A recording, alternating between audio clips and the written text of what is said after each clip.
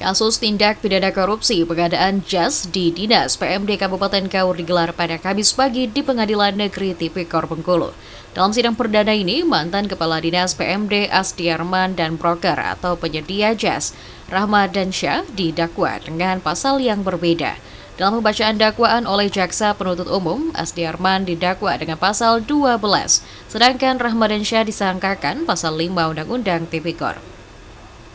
Keduanya diduga melakukan korupsi pada pengadaan jas untuk 49 perangkat desa, yang mana terdakwa Ramadan Syah menjanjikan keuntungan 700.000 per setel ke mantan kadis dengan harga per setel jas sebesar 2,5 juta. Sehingga kerugian negara yang ditimbulkan hanya sebesar 30 juta rupiah dari total anggaran 1 miliar lebih. Sehingga majelis hakim sempat menyayangkan kasus ini bergulir ke pengadilan. Kuasa hukum terdakwa sendiri sependapat dengan majelis hakim karena biaya penyidikan kasus ini kemungkinan lebih besar dari kerugian negara yang ditimbulkan. Tujuan proses pidana korupsi itu adalah memulihkan kerugian keuangan negara. Dan kita pahami bersama sebagaimana yang sudah dijelaskan oleh Ketua Majelis Hakim bahwa dalam penanganan kasus tindak pidana korupsi biaya yang ditimbulkan itu tidak sedikit.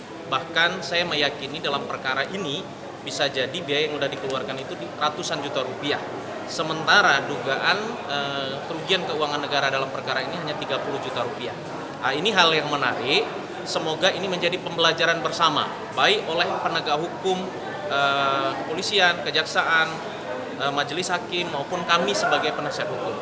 Apakah hal-hal seperti ini masih layak untuk dilakukan proses hukum yang yudisial seperti ini ataupun proses hukum yang dilakukan dalam proses persidangan.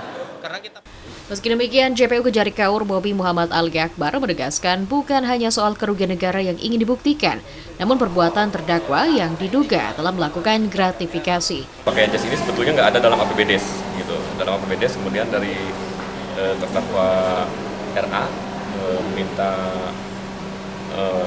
kepala daerah di Kabupaten Kaur untuk memfasilitasi pertemuan dengan Kadis PMD, sehingga difasilitasi di rapat antara ketua forum kepala desa.